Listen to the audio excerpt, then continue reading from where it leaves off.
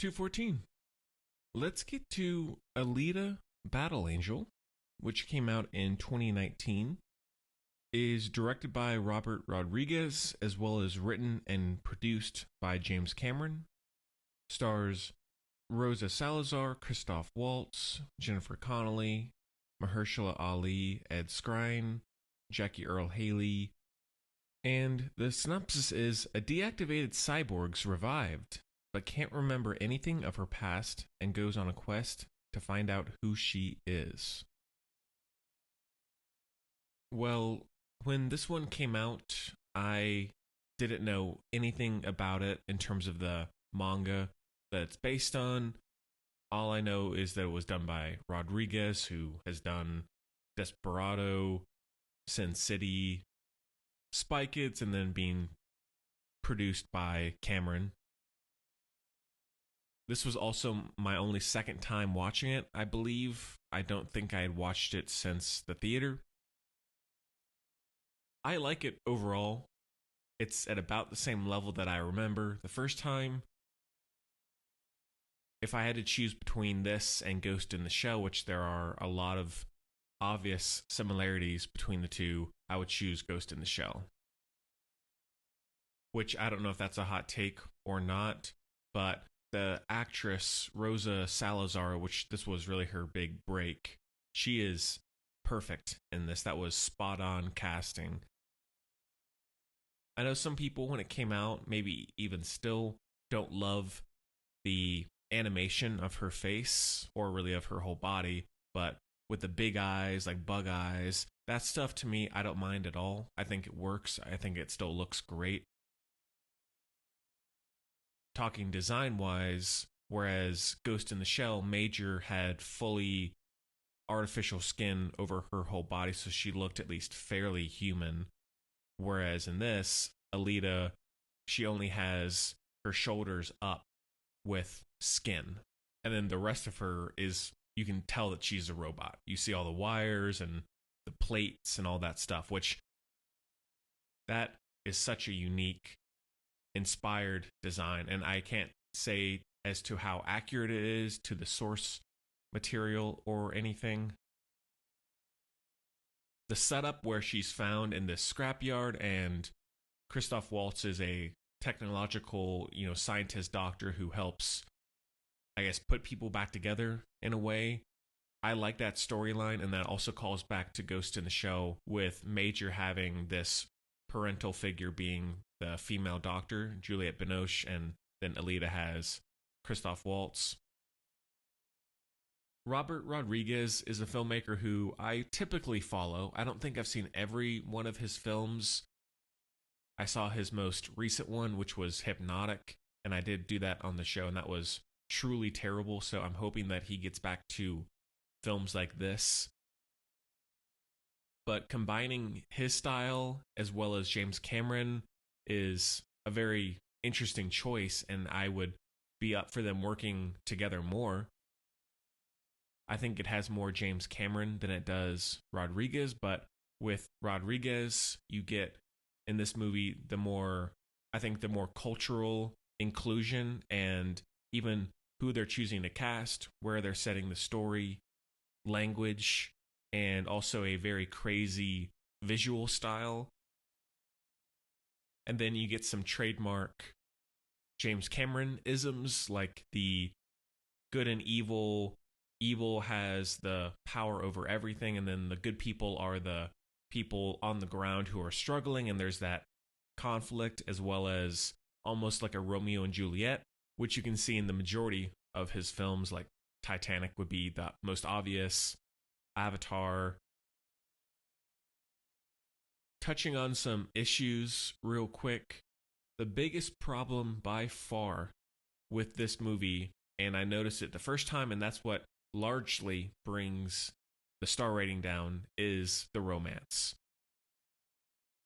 For one, the main guy in this, the boy, is miscast. I don't blame him totally because the writing for him is very clunky and it's all this cheesy dialogue to try and charm her.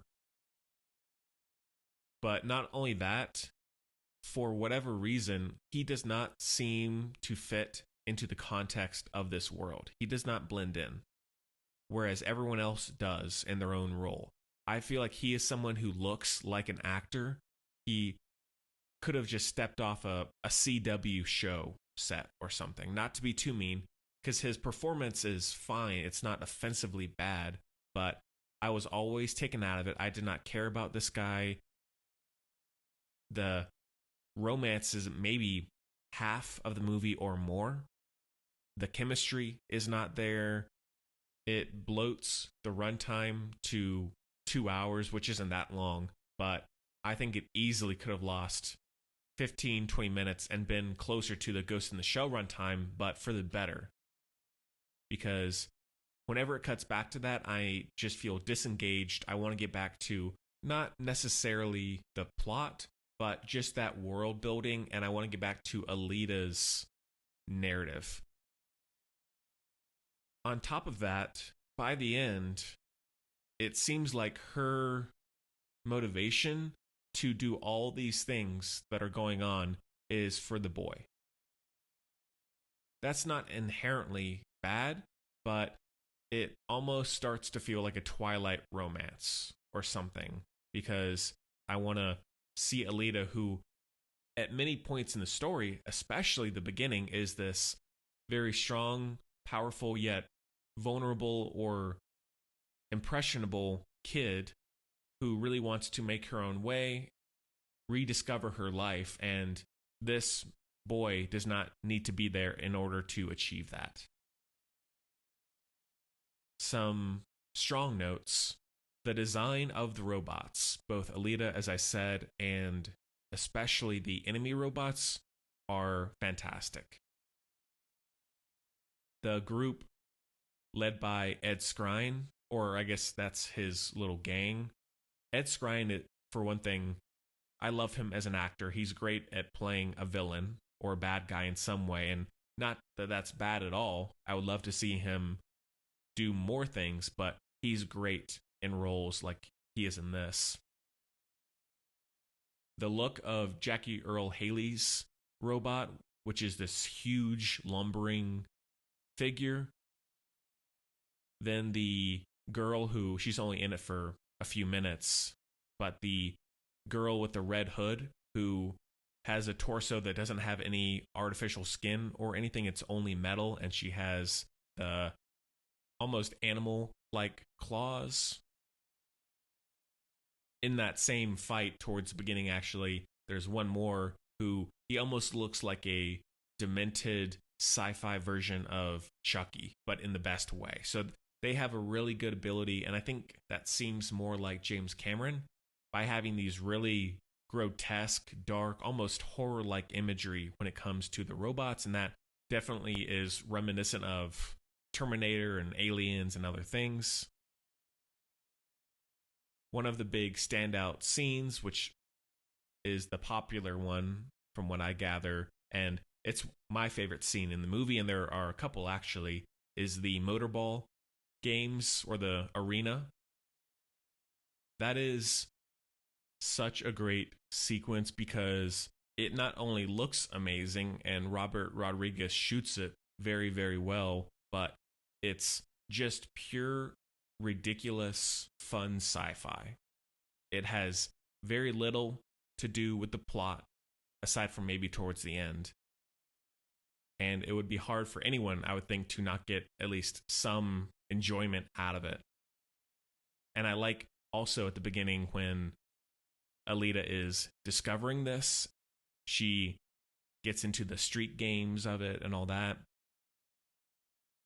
And one more thing about her performance, she not only has the physique and the physicality of everything, but her charisma and energy, not only just her emotional range, it's all very contagious, because when she's discovering something like chocolate or oranges or motorball, whatever, when she's excited, you're excited.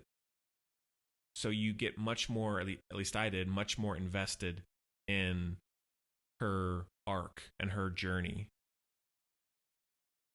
The rest of the story, it is what it is. It's mainly just this sort of a conspiracy, big sci-fi bad guys, ruling everything.